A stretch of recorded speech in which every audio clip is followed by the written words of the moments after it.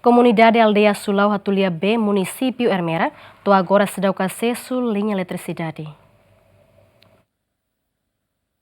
Serviço que fato besi de Alfonso Soares Marçal Ateten, e parte preocupa também agora comunidade e a aldeia Asulau, suco fato besi, posto administrativo Hatulia B, município Ermera, desde o ano to agora se dá o acesso linha eletricidade. Além de aldeia Lima e posto administrativo Hatulia B se dá o acesso à estrada. Horunei de Alfonso, o governo, o orçamento geral do Estado, tinha de rua Ronaldo Recém Lima, deve que presidente da República promulga a total prioridade para a estrada, suco no aldeia Sira, deve que enfrenta a infraestrutura básica.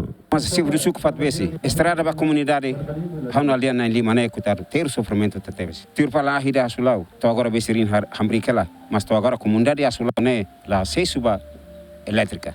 E daí me uma recomendação. Ba te bosera bela hato bale airin hotona filmos hotona heladet maka monta trapo ya itena população sernuma quer dizer problema né e momento uluk né companhia la car e detel mak car e detel car mas agora ser ruscal quase tina ni da fulan hitona agora la realiza se orçamento ia pô né presidente promulgona ia prodare makane amba plano de desenvolvimento pa suco timur laran tomak ne be maka si ha hetan dificuldade care bele atenda nesse tipo. Não mos base juventude ne bem coras né para desemprego. Coitado. E anda para o Haredet. Mosuba para da pela Austrália, pela Coreia, Inglaterra pa. Mas balo coitado.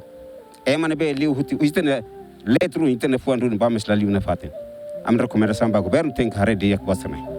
Suku fatu besi e aldeia neng ho total população hamutu kriu neng racing no comunidade aldeia Asulau uma kain atsura racing maksidau ko acesso balina eletricidade. Lamberto da Silva, GMM.